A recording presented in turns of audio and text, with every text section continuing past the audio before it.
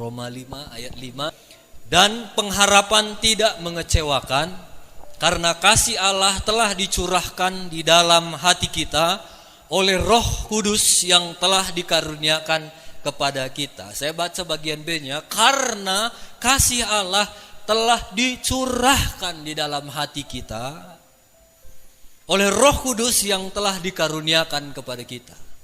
Jadi Roh Kudus itu sudah mencurahkan kasih Allah dalam hidup kita. Ada pepatah bilang begini, anak burung gak usah diajari terbang, dia pasti bisa terbang. Anak ikan gak usah diajari berenang, dia pasti bisa berenang. Tapi jangan coba-coba masukkan anak saudara ke dalam kolam kalau gak diajari.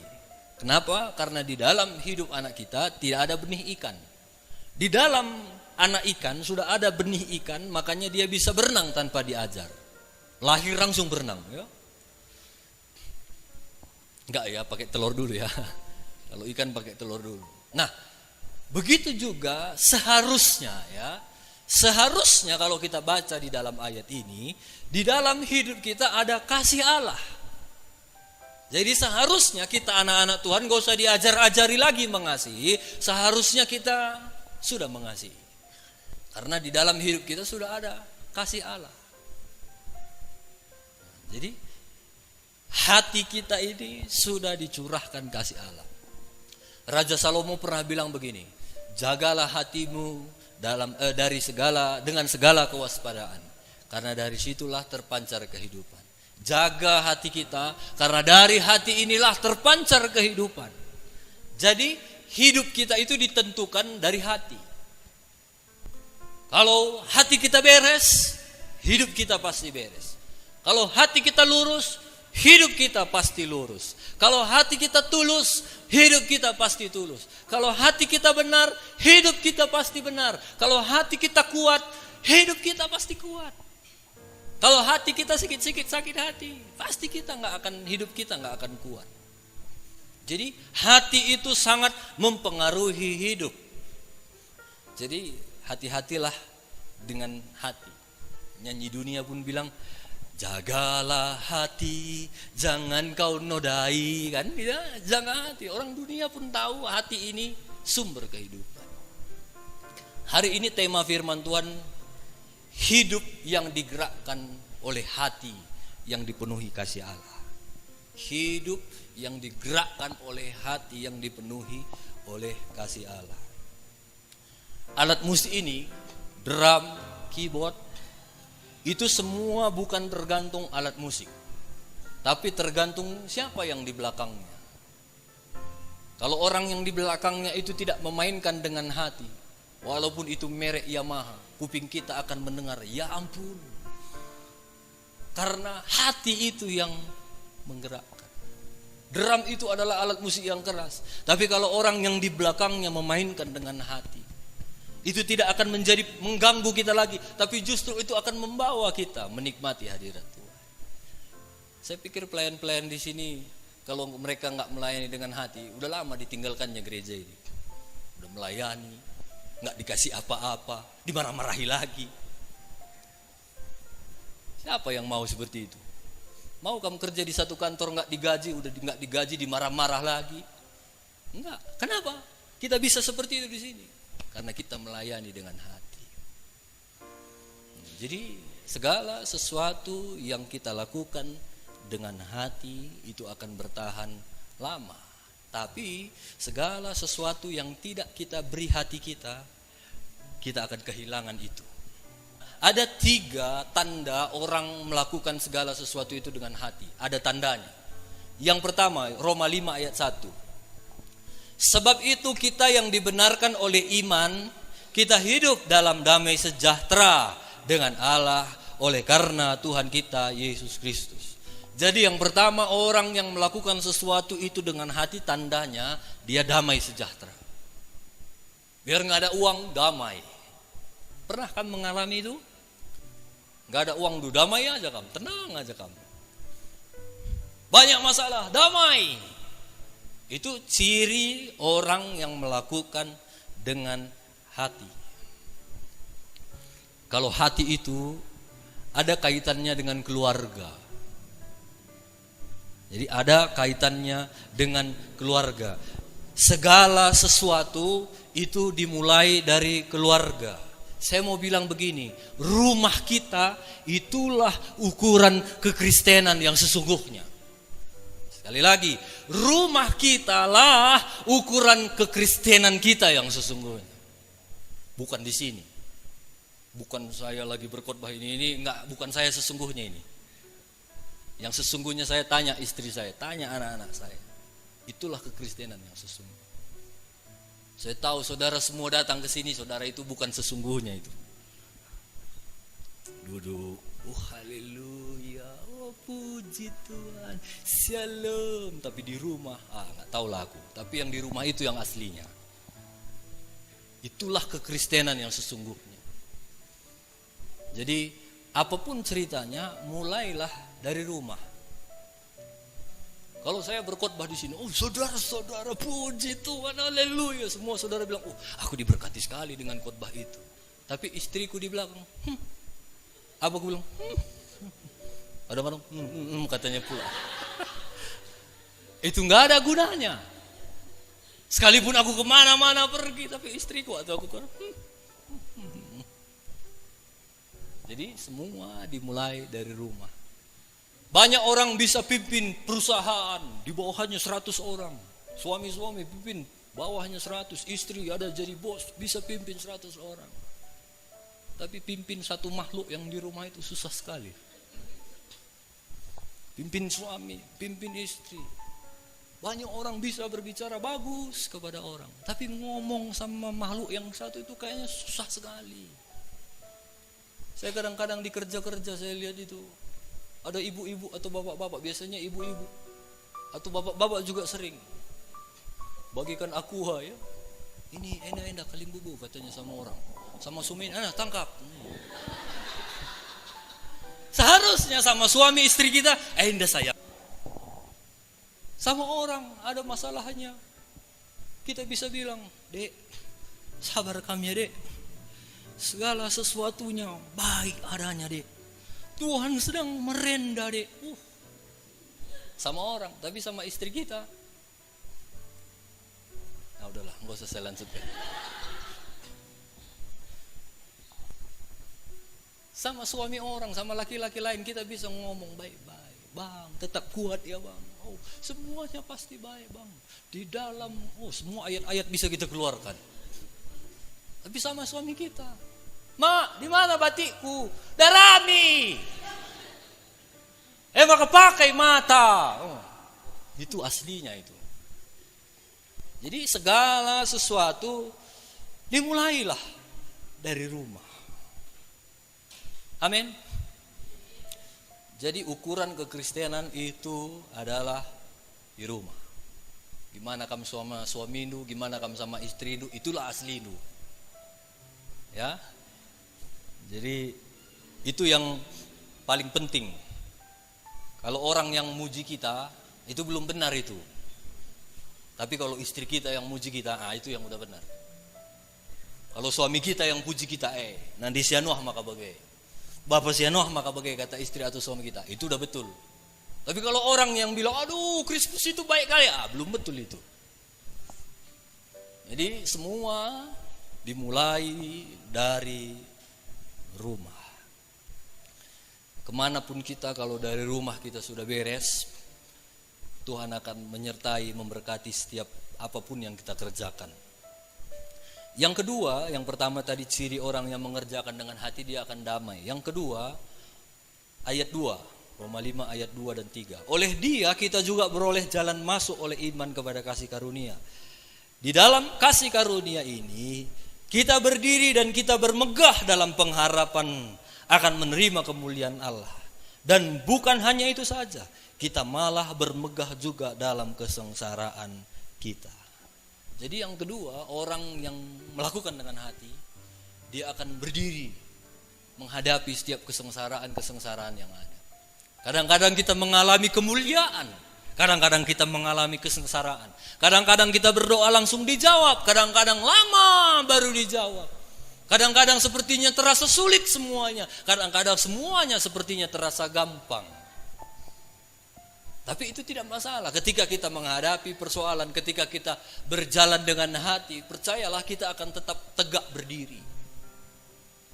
Waktu kita menjalani apa saja dengan hati, Tuhan akan memberikan jalan keluar, katanya ya di firman Tuhan. Kalau jalan keluar itu ditempuh. Kalau kita jalan. Kalau ada pun jalan keluar sana, kalau kita nggak jalan, nggak dapat jalan keluar. Makanya kalau kita mau jalan dengan hati yang digerakkan oleh kasih Allah, kita akan tetap berdiri, jalan terus, dan sampai akhirnya kita ketemu jalan keluar. Jadi itu ya, jadi yang pertama ciri orang yang hidup dengan hati, dia akan damai. Yang kedua, dia akan tetap berdiri. Coba senggol kiri kanan, kamu masih berdiri atau udah mulai bengkok?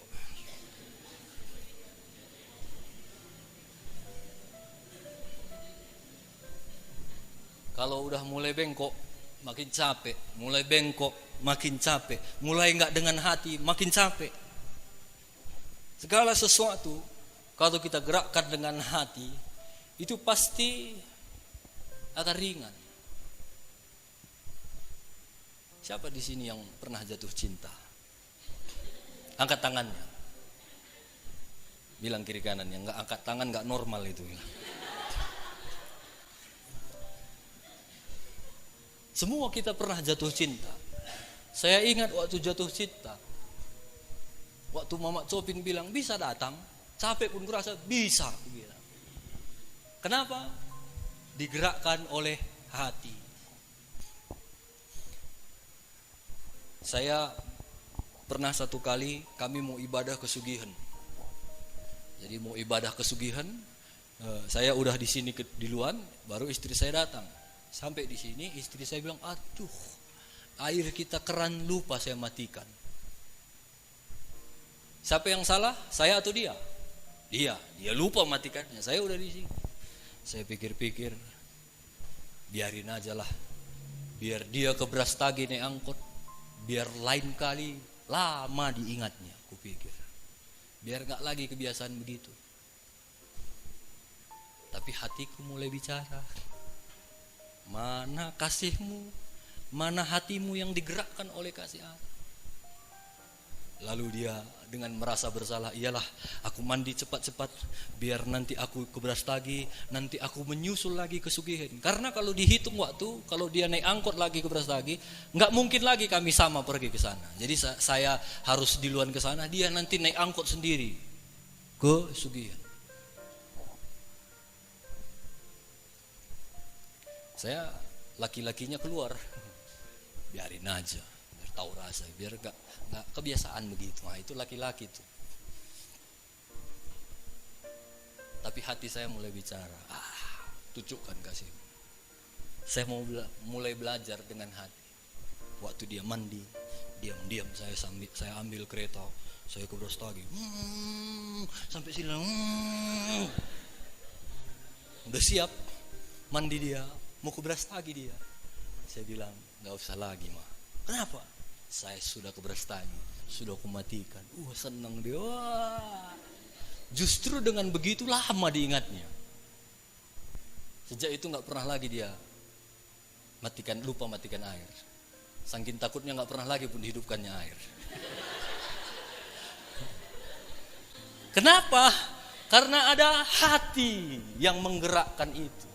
Kalau saya biarkan, mungkin itu akan lama diingatnya. Dulu suamiku pernah kasar, dulu begini. Jadi hati itu yang justru akan mengubah. Itu tadi yang saya bilang sumber kehidupan. Baru beberapa hari yang lalu, mungkin 2 minggu yang lalu, istri saya naik sepeda, ditaruhnya dompetnya di depan. Di dalam dompet itu ada uang, ada ATM, ada KTP, plus buku tabungannya pun lengkap di situ. Ada kartu Alfamart. Wah, itu juga sayang kali hilang itu. Banyak udah poinnya dalam. Jadi naik sepeda dia sampai Alfamart, dilihatnya jatuh. Rupanya keranjang sepeda itu di depan itu memang jaring-jaringnya kecil, tapi di samping besar. Dia lihat yang di depan itu kecil nggak bakalan jatuh. Dia nggak lihat di samping, rupanya udah jatuh.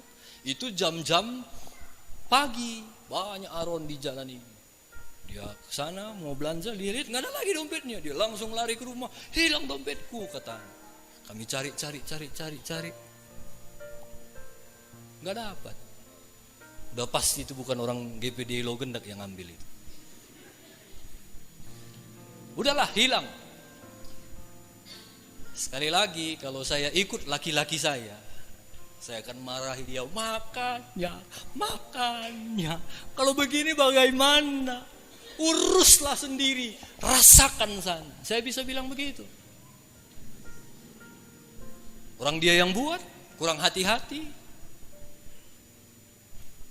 Tapi waktu itu saya bilang, kami cari, nggak dapat. Saya bilang, ya sudah, ayo. Pakai baju panas itu, pakai helm dulu, kita urus ke Kabanjahe. Kami urus semuanya, harus ke BRI, harus lagi ke polisi, harus lagi ke kantor bupati, karena KTP-nya pun hilang. Jadi mau buat ATM baru pun nggak bisa kalau nggak ada KTP. Jadi harus lagi buat KTP. Tapi puji Tuhan semuanya selesai dengan baik, selesai semuanya dengan cepat. Walaupun waktu itu saya harus kehilangan satu mata kuliah. Itu tadi yang saya bilang, saya tidak masalah. Saya harus mengorbankan sesuatu demi keluarga. Jangan kita mengorbankan keluarga demi sesuatu. Jadi marilah kita semuanya bergerak dengan hati. Waktu saya bergerak dengan hati, saya nggak rasa berat.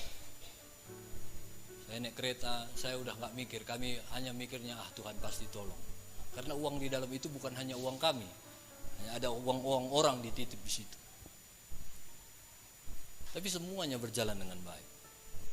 Saya pikir, bakalan sulit nanti ini. Kami pergi ke BRI, dibantu dengan cepat.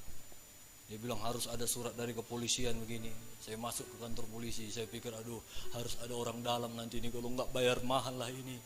Tapi hati saya bilang, belajar andalkan Tuhan. Kami masuk ke kantor polisi, Pak tolonglah begini.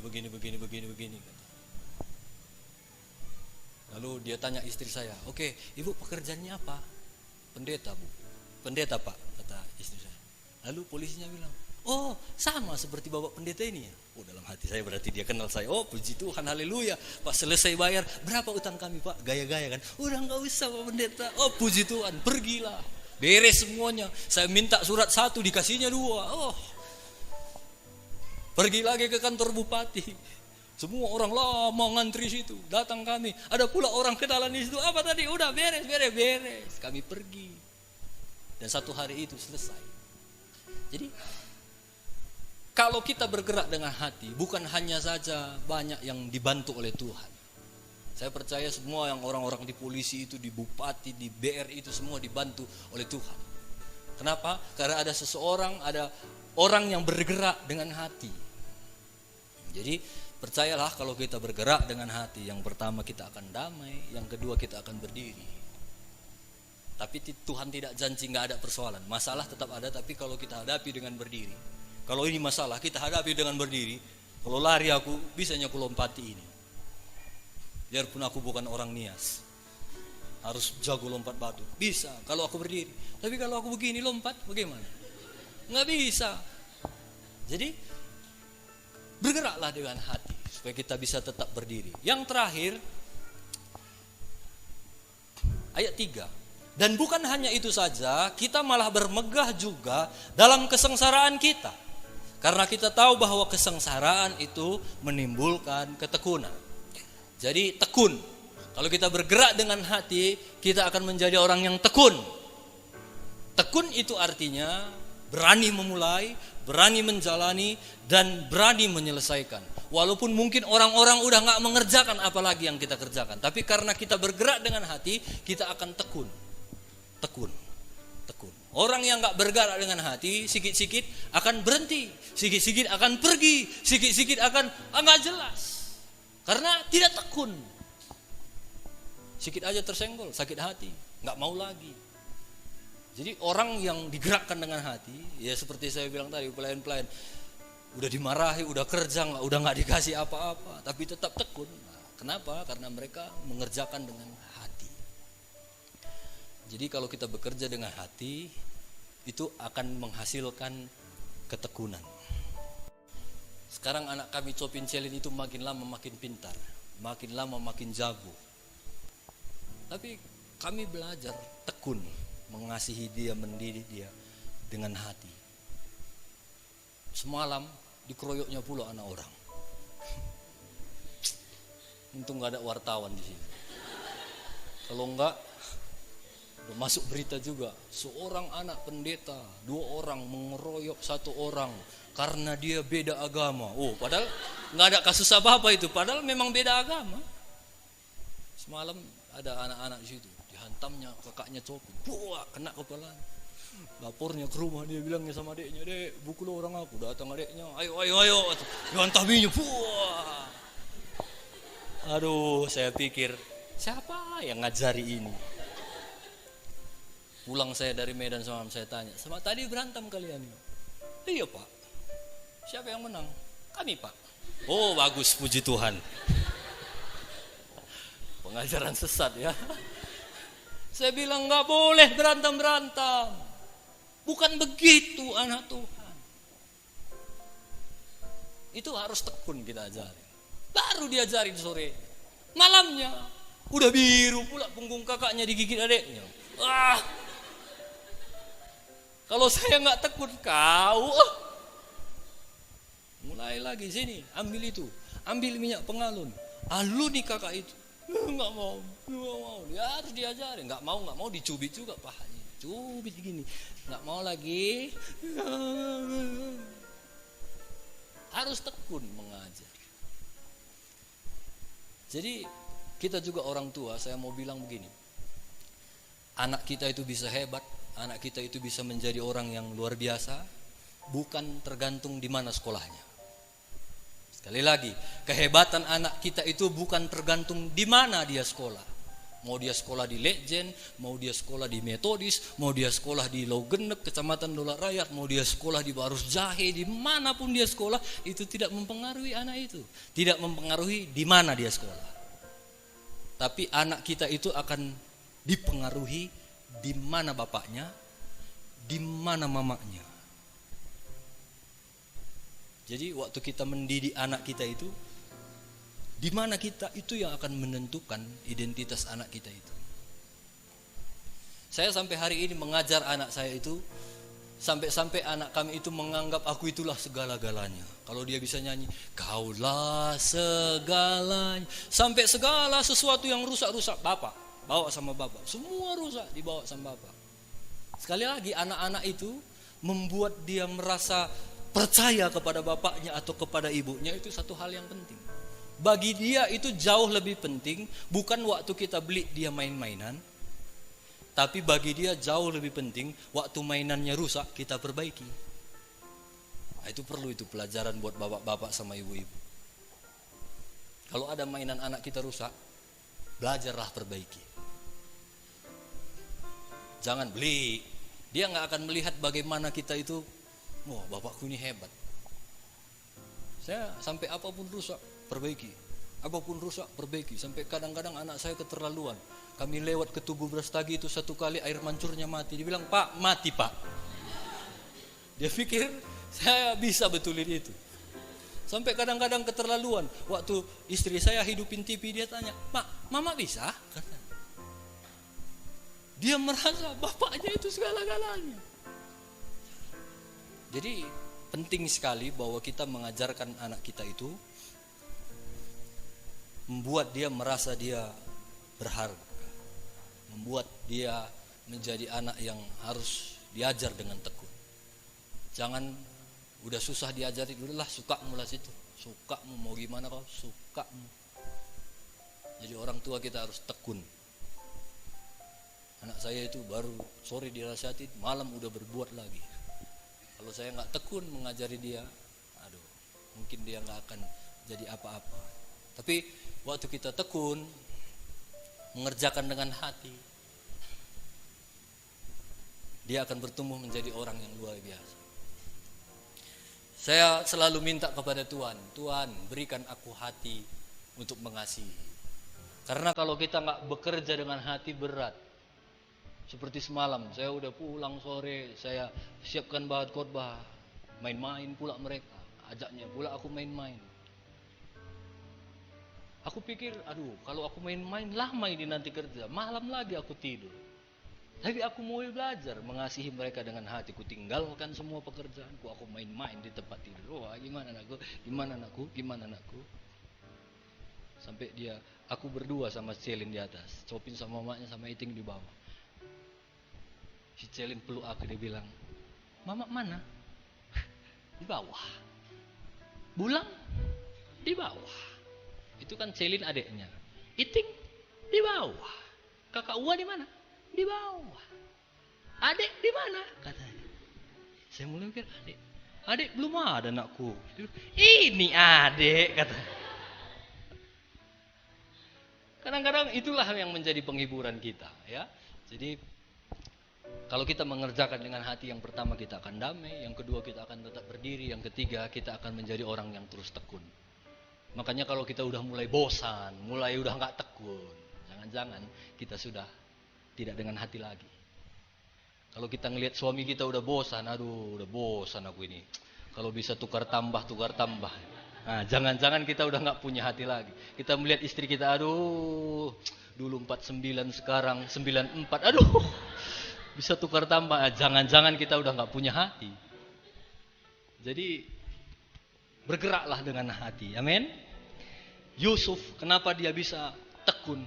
Waktu dia masuk sumur dijual. Kalau mungkin dia nggak tekun, dia akan tinggalkan Tuhan. Tuhan nggak ada. Saya udah berdoa nggak dijawab Tuhan, nggak didengar Tuhan. Tapi dia tetap tekun sampai akhirnya dia diangkat oleh Tuhan. Kenapa dia bisa tekun menjalani berpuluh-puluh tahun, masuk penjara, diseret jadi budak, difitnah, masuk penjara, keluar lagi, dilupakan lagi. Tapi dia bisa tekun karena dia mengerjakannya dengan hati. Jadi apapun yang saudara kerjakan, kerjakanlah dengan hati. Kalau saudara jadi petani, bertanilah dengan hati. Saudara tukang las, ngelaslah dengan hati. Saudara jadi tukang bengkel, kuncilah baut itu dengan hati. Apalagi yang tukang urutlah dengan hati. Itu akan menghasilkan sesuatu yang besar. Itu akan menghasilkan sesuatu yang baik. Dan ketika kita melakukan dengan hati, ada Tuhan yang akan menolong kita, membantu kita menyelesaikan semuanya. Amin.